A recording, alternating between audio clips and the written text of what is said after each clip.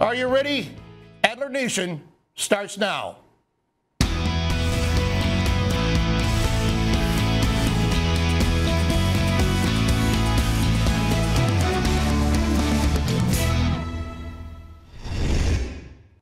Hi, everybody. Thanks for tuning in. I'm Mark Bonokoski, national editorial writer and columnist for Sun Media. Charles will be back on Friday. Let's go straight to the confessional box, shall we? Bypass the holy water at the back of the church and lay out my religious credentials. Unlike what many have thought over the years, I am not Jewish. I am a Catholic, a lapsed Catholic. What did it for me, what became the straw on the camel's back, was not so much the sex scandals in the Roman Catholic Church, but the cover-up of those sex scandals and the moving of perverted priests from one community to another without warning parishioners that they might be given a wolf in sheep's clothing. My late father, Matt, went to his grave 32 years ago still believing in Adam and Eve. It was what he was taught as a boy by the nuns in Saskatchewan back when life was simpler and God was not into politics. One of his brothers became a priest. One of his sisters became a nun. And I, of course, became a saint.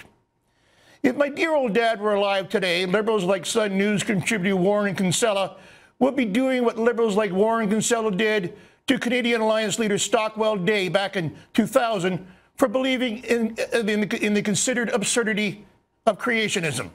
He'd be mocked and given a Barney the dinosaur toy and looked upon as a fool by evolutionists. But no one was more stand-up than my father. Me, I happen to believe in evolution. And I have believed in evolution ever since Christ was a cowboy, although I do not think that has ever been carbon dated.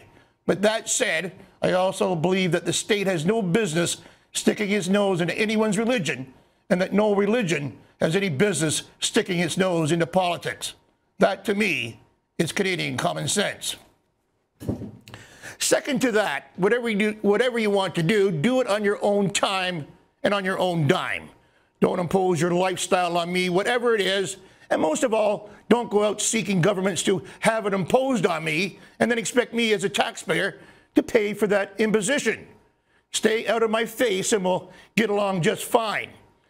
Now, let's roll back the tape a few days, shall we, and take a look at Ontario, where last week, Liberal Education Minister Laura Broughton said gay students who want to create anti-bullying support groups will be allowed to call their clubs gay-straight alliances, citing it as being part of the province's proposed Bill 13, which is intended to stop bullying in the school system.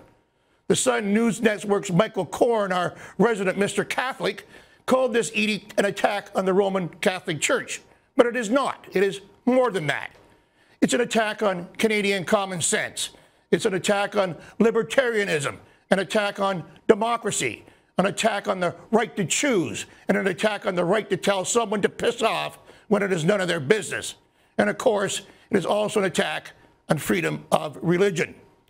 Gay-straight alliance in our schools are none of the state's business. In sticking its nose into the issue, the Liberal government of Premier Dalton McGuinty will once again be embracing segregationism if it allows these gay-straight alliances to take root. And it is making it worse by forcing upon the Roman Catholic school system, which, unless you've been inhaling the incense burned at high mass, still looks upon homosexuality as morally wrong. Hey, that's their bag and theirs to carry. And whether you believe it or not, it doesn't matter. It's yours to like it or yours to lump, but it's not your government's mandate to decide. Once again, and largely because of the contagion known as political correctness, an important issue like bullying in schools is being thrown under the bus to appease gay right activists who seem to have governments on a leash. But since when did homosexuality get top billing when it comes to bullying in the schools? Was there a contest? Were there prizes handed out? A first place? A second place? A third? Were there trophies or just ribbons? Bullying, the last I looked, and I have written a great deal about it, is about anything and everything.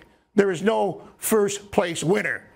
Bullying is about the smallest kid in the class getting picked upon, or the poor kid with the worn out clothes, or the little girl with too many freckles, or the kid no one wants on the team, or the colored face in the crowd of white, or the white face in the crowd of colored, or the kid with the limp, or the child with the speech impediment, or the fat kid. Because there's always a fat kid, isn't there? And yes, maybe, just maybe, it could be a gay child who was being bullied. Or it might just be your kid.